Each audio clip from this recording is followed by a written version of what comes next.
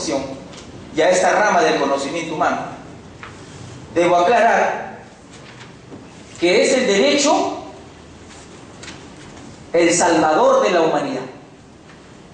El derecho es el salvador de la humanidad, es el componente más importante de ese gran sistema de sistemas que es la sociedad. Porque es el derecho el que preserva el sistema. Si no, ¿quién? ¿Quién hace que el sistema se preserve a través de las normas? Sino el derecho.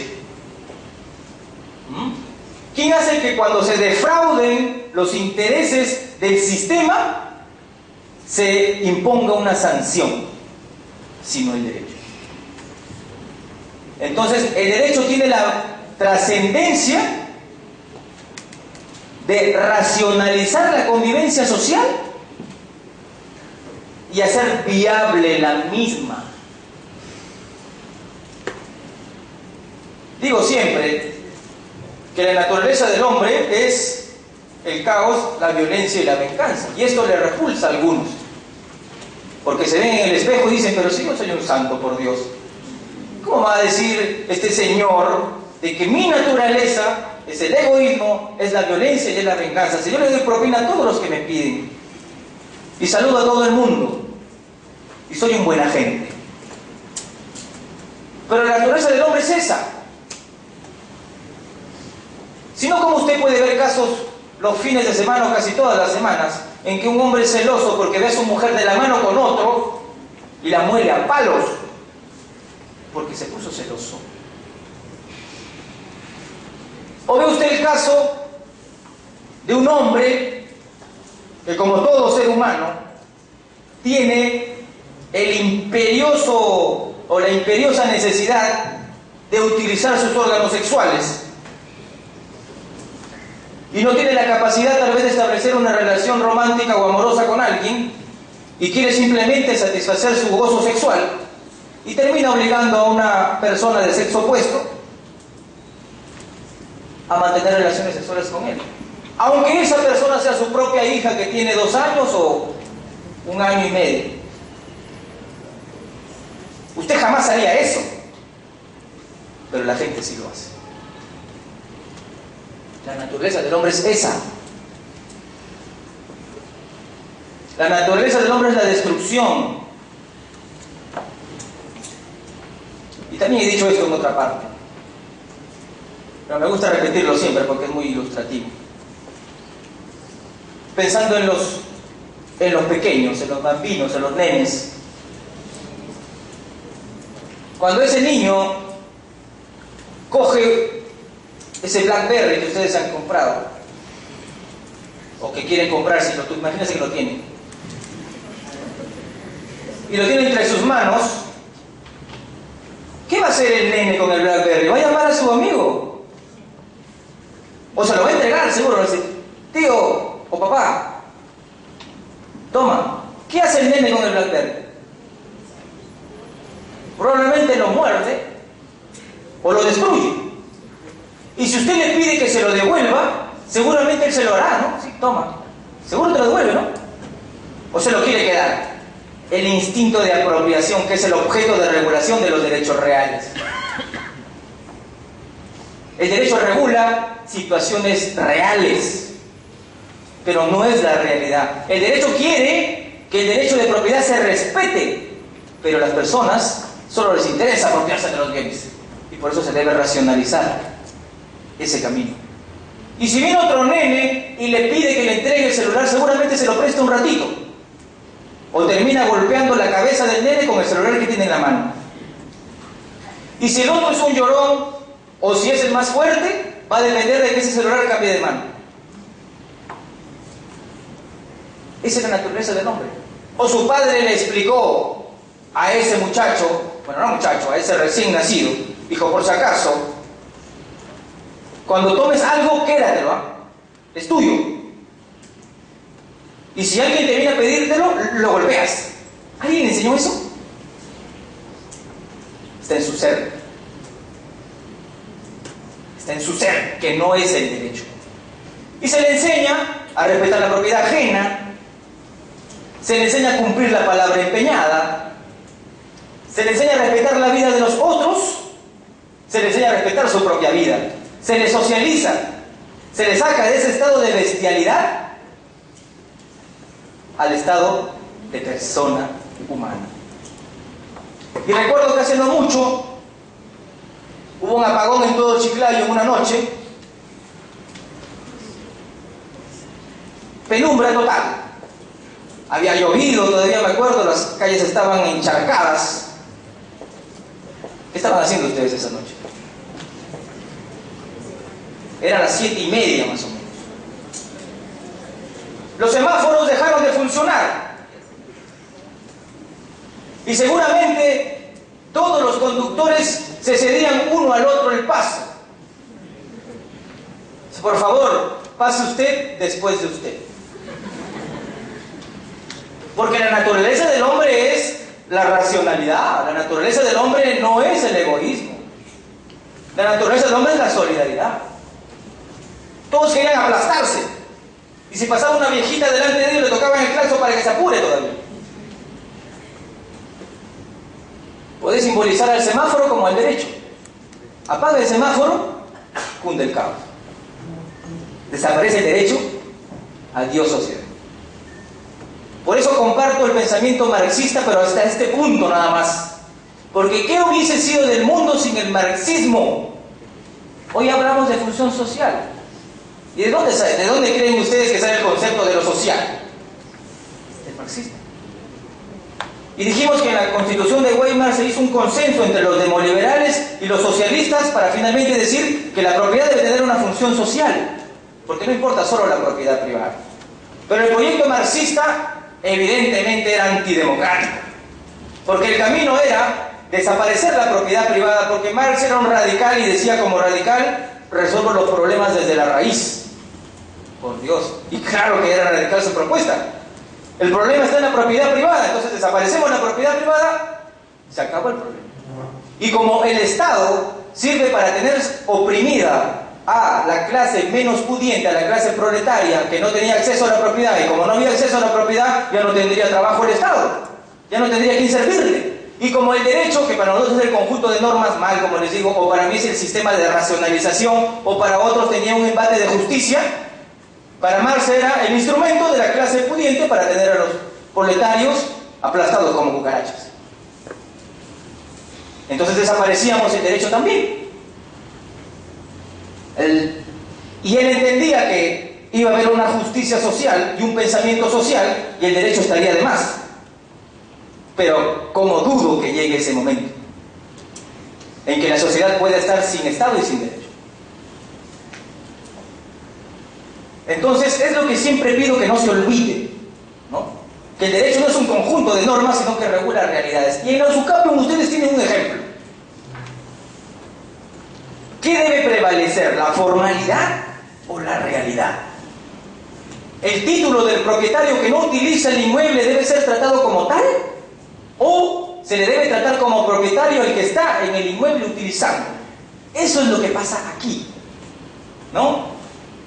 Y para seguir en este camino de las apariencias de las cuales se vale el derecho, porque al derecho le regocija estar con las apariencias, porque lo necesita ser así. Pero a veces hay que renunciar a las apariencias para mirar lo real. El principio de publicidad registral. ¿Se acuerdan de ese principio? Según ese principio, todos conocen el contenido de los registros. Todos. Hasta aquella persona que por nefasta suerte suya, pero en países como el nuestro así acontece, no sabe leer ni escribir tal vez, o está en el lugar más recóndito de la selva o de los Andes, o sin estar muy lejos, no tiene la más remota idea de lo que es un registro público, ni para qué sirve. Lo único que sabe es que debe explotar sus tierras y debe conservar su morada y la de su familia, como lo ha venido haciendo desde siempre. Pero este artículo del Código Civil dice que esta persona tiene que conocer el contenido de los registros públicos. Así nunca haya tenido a su vista la copia literal del inmueble, ¿ok?, hoy ha tenido la posibilidad de conocer que en el registro público aparece como dueño de su bien, entre comillas, no él mismo, sino otro. ¿Quién debe ser protegido? ¿Este sujeto o aquel? Se someten a una ponderación estas cuestiones. ¿Ok? Ahora entramos al análisis del pleno jurisdiccional 2010. ¿Ok? El pleno jurisdiccional de 2010. Como les dije, este pleno no tiene la importancia de crear la automaticidad, porque ya decíamos que esta tiene así una existencia propiamente ontológica, sino que es una especie de atisbo de encauzamiento de la jurisprudencia, ¿no? Se está encauzando la jurisprudencia por el camino correcto. Pero no está destinado el pleno a dilucidar si es automática o no la prescripción adquisitiva, sino que tiene que necesariamente referirse a ese aspecto. Porque la pregunta, el tema que se plantea es el tema 2. Es el segundo tema del pleno jurisdiccional. Se trataron otros más. El tema 2, titulado la presentación de la demanda y la interrupción de la prescripción ya ganada. Así era el rótulo del título, o el rótulo del tema que se trataba en el pleno jurídico. Y de la pregunta que se partía para el debate plenario, la pregunta de la cual se partía para el debate plenario, era determinar si es que la interposición de una demanda de reivindicación del titular registral, ¿okay? Determinar si la demanda de reivindicación interpuesta por el titular registral contra el poseedor que ya cumplió con los requisitos de la prescripción adquisitiva, ¿no? Con el que ya cumplió con la pacificidad, la publicidad, la continuidad, el título de poseer el título de propietario, pero que no ha recurrido a juicio para que se le declare como tal. ¿Interrumpe o no interrumpe la posesión? Ya les dije también, recapitulo, que el hecho de interponer demandas contra el sucapiente no convierte la posesión en violenta o perturbada, sino que la interrumpe, ¿no? La interposición de demandas no desvanece la pacificidad de la posesión, sino interrumpe la posesión. Y se plantea el debate correctamente, ¿no? Saber si se interrumpe o no se interrumpe. Solo que confusamente se agrega si se interrumpe la posesión pacífica. Bastaba con decir si se interrumpe la posesión nada más, pero le pone si se interrumpe la posesión pacífica, como que da la idea y como que se comprueba en la conclusión plenaria de que se estaba por determinar si seguía siendo pacífica o no seguía siendo pacífica, ¿no? Ahí hay una mala redacción, una mala utilización de las categorías de la prescripción adquisitiva. Bastaba con decir si se interrumpe o no la posesión. Obviamente, para responder esta pregunta, tenía que tomarse partido por una de las dos tesis. Porque si es que se consideraba que la demanda de reivindicación u otras, porque amplía, no solo habla de la reivindicación, sino otras en que se reclame la posesión. Ejemplo de desalojo, una denuncia de usurpación tal vez. Si es que se debatía si es que la demanda a la hora de interponerse interrumpía o no la posesión que ya había cumplido con los requisitos de la prescripción adquisitiva. La respuesta afirmativa implicaba reconocer la automaticidad de la prescripción adquisitiva. ¿Por qué?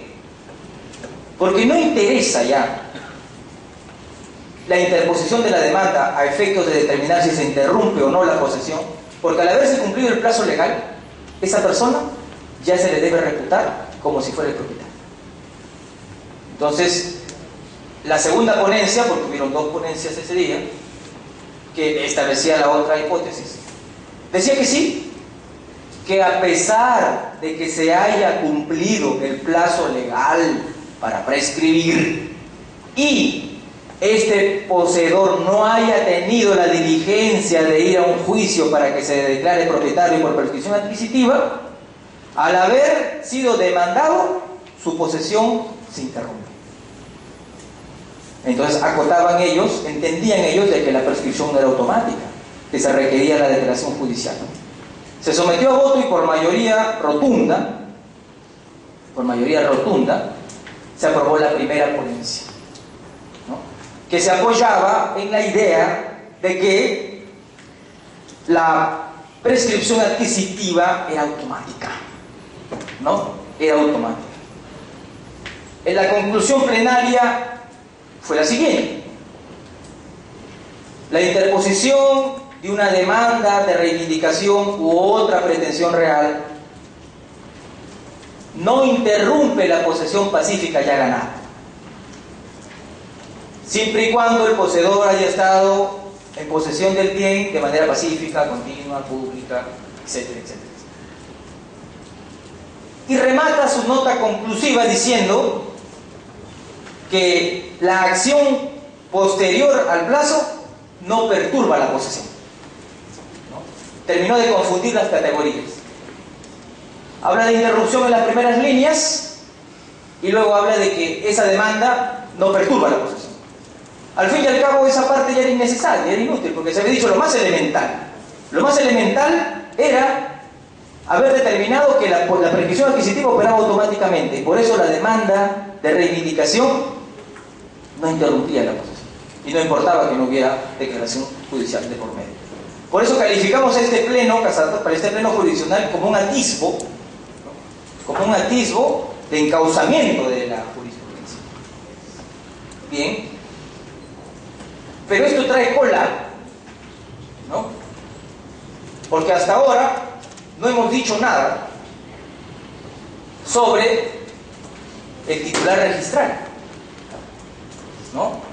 Y el pleno jurisdiccional es planteado en el enfoque de saber si es que el que demanda la reivindicación es el titular registral, ¿eh? Parte de allí, parte de que quien demanda la reivindicación es el titular registral. Entonces aquí hay dos supuestos que tenemos que separar y discernir de una manera clara.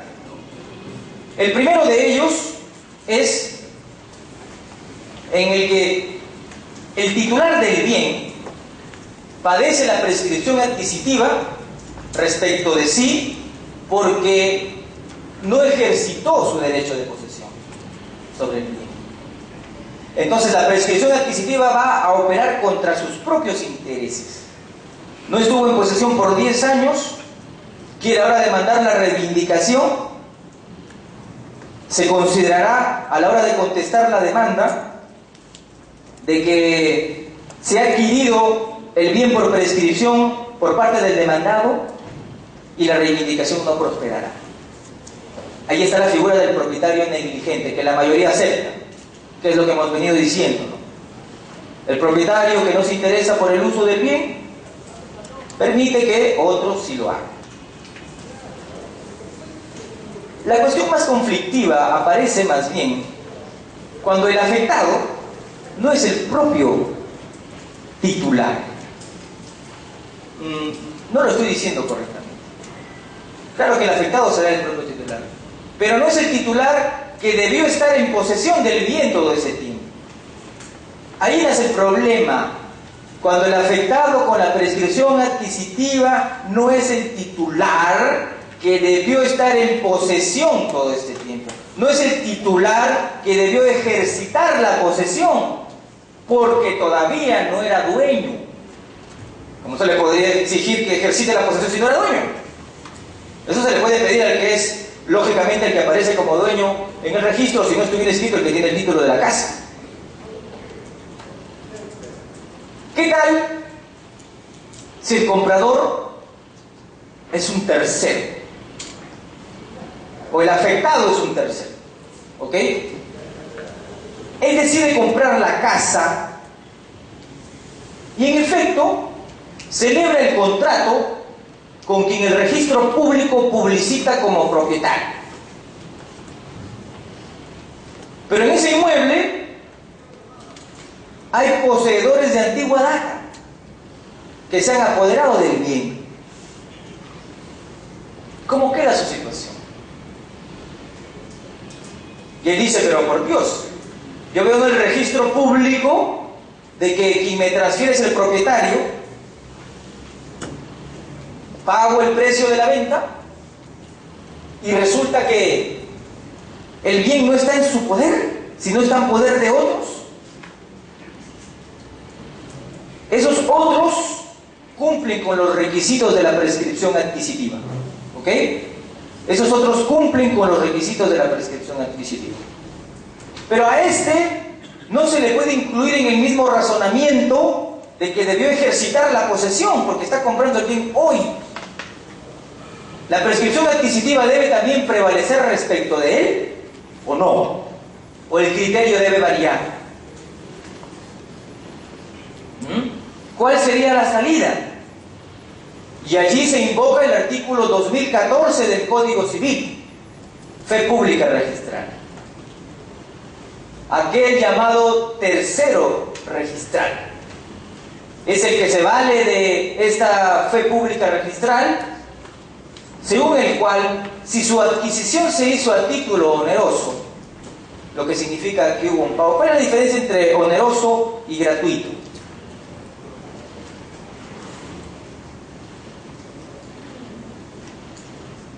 El oneroso,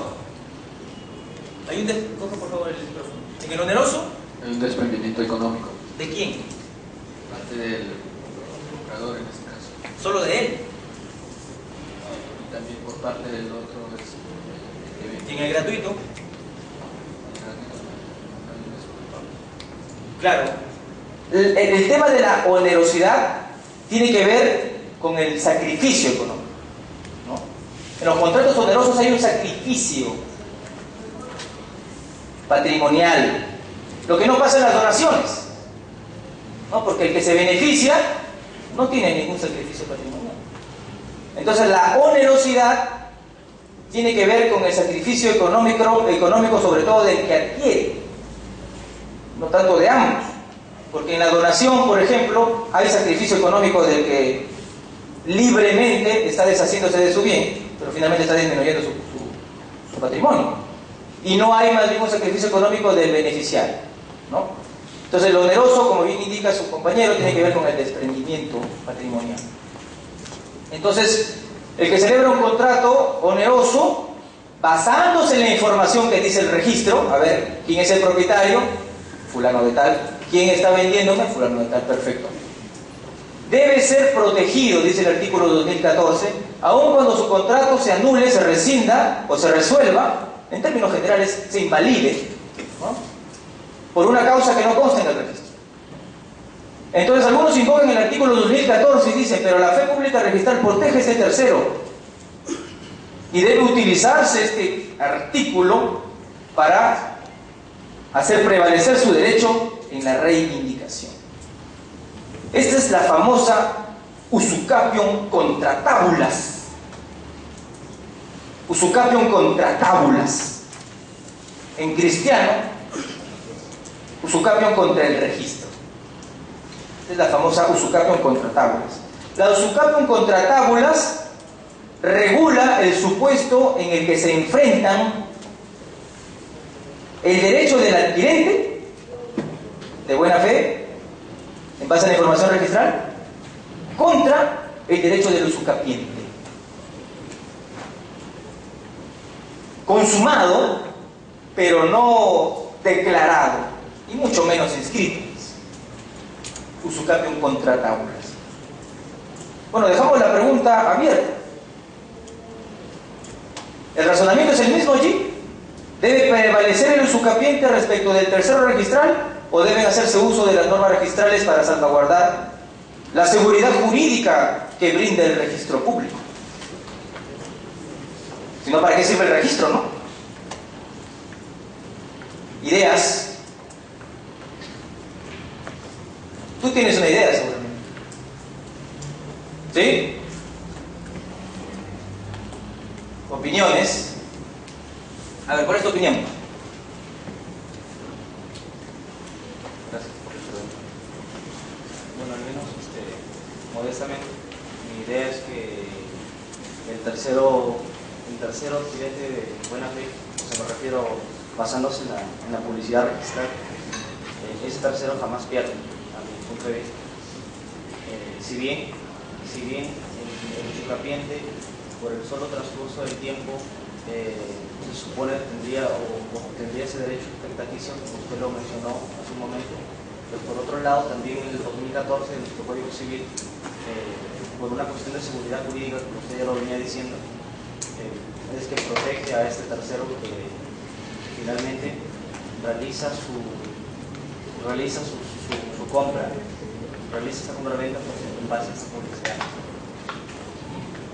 ¿Alguna otra idea por ahí? ¿Alguien que coincida o que discrepe con él?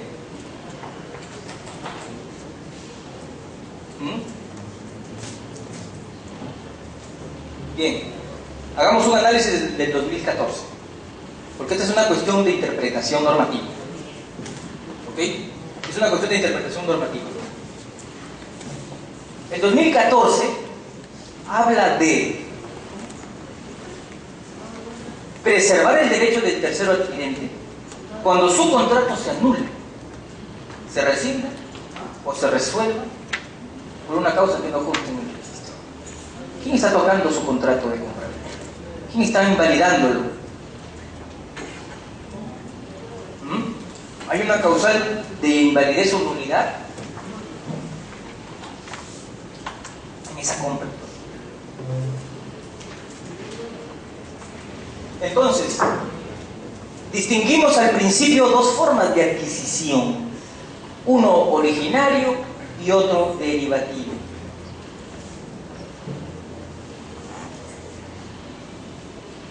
En el originario no hay contrato,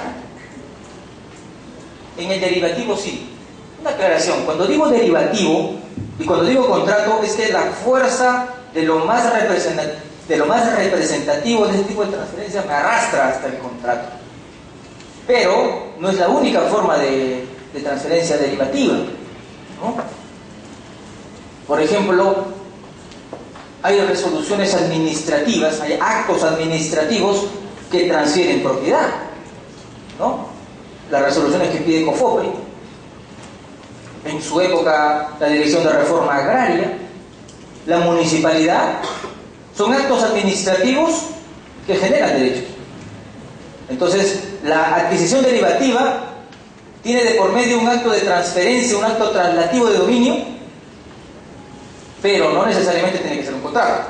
¿Okay? Es transferencia derivativa o por negocio jurídico, que es la gran categoría de la manifestación de voluntad para autorregulación de los intereses de las personas patrimoniales o extrapatrimoniales, en este caso solamente los patrimoniales, que tienen que ver con la disposición de bienes. Entonces, la prescripción adquisitiva es una adquisición originaria, no es derivativa. No hay un contrato celebrado por el usucapiente respecto de otra persona. Y un primer análisis del 2014 nos llevaría a la conclusión de que solamente se aplica cuando hay transferencias derivativas. Porque el 2014 es el correlato moderno, ¿no? Por si no lo habían alcanzado a mirar todavía, que debieron haberse dado cuenta, creo yo. Es el correlato moderno de la probatio diabólica. Es la expresión moderna, es la expresión de la codificación moderna de la probatio diabólica, de esa prohibición de comprobar si las anteriores ventas son legítimas o ilegítimas. Lo que importa es la compraventa actual. Solo que la probatio diabólica en Roma se prohibía, o el dique de la probatio diabólica era la usucapión, justamente la posesión. No importaban las posesiones anteriores, importaba el poseedor actual. Y la probatio diabólica se prohibía. Ahora se ha sustituido a la posesión por el registro público, y el dique de la probatio diabólica es la información registral. No importa la validez de los contratos anteriores, importa si se está comprando el que se informa en el registro como dueño. Eso es lo que interesa. Pero los alcances normativos del artículo 2014 ¿Alcanzan a la usucapio?